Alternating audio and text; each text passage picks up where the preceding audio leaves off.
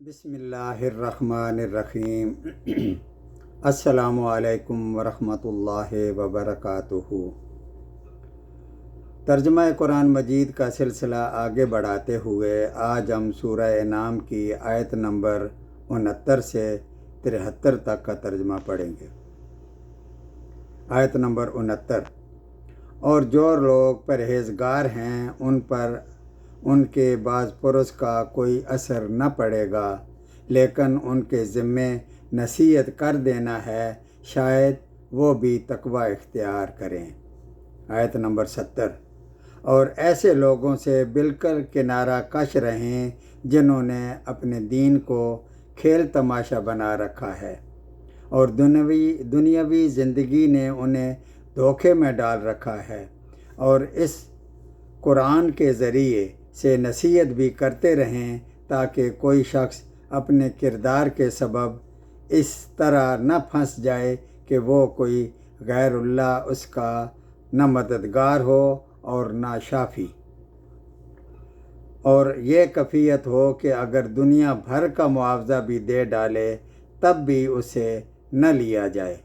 ایسے ہی ہیں کہ اپنے کردار کے سبب پھنس گئے ہیں، ان کے لیے نہایت تیز گرم پانی پینے کے لیے ہوگا، اور دردناک سزا ہوگی اپنے کفر کے سبب۔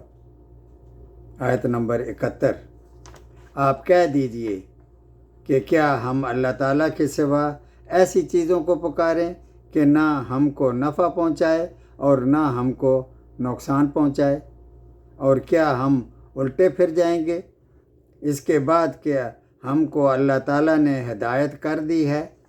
جیسے کوئی شخص ہو کہ اس کو شیطانوں نے کہیں جنگل میں بے راہ کر دیا ہو اور وہ بھٹکتا پھر رہا ہو، اس کے کچھ ساتھی بھی ہوں کہ وہ اس کو ٹھیک راستے کی طرف بلا رہے ہوں کہ ہمارے پاس آ۔ آپ کہہ دیجئے کہ یقینی بات ہے کہ راہ راست وہ خاص اللہ تعالیٰ ہی کی راہ ہے، اور ہم کو یہ حکم ہوا ہے کہ ہم پروردگار عالم کے پورے مطیع ہو جائیں۔ آیت نمبر 72۔ اور یہ کہ نماز کی پابندی کرو اور اس سے ڈرو، اور وہی ہے جس کے پاس تم سب جمع کیے جاؤ گے۔ آیت نمبر 73۔ اور وہی ہے جس نے آسمانوں اور زمین کو برحق پیدا فرمایا، اور جس وقت اللہ تعالیٰ اتنا کہہ دے گا کہ تو ہو جا، وہ بس ہو پڑے گا۔ اس کا کہنا حق ہے اور با اثر ہے، اور ساری حکومت خاص اسی کی ہوگی جب کہ سور میں پھونک ماری جائے گی۔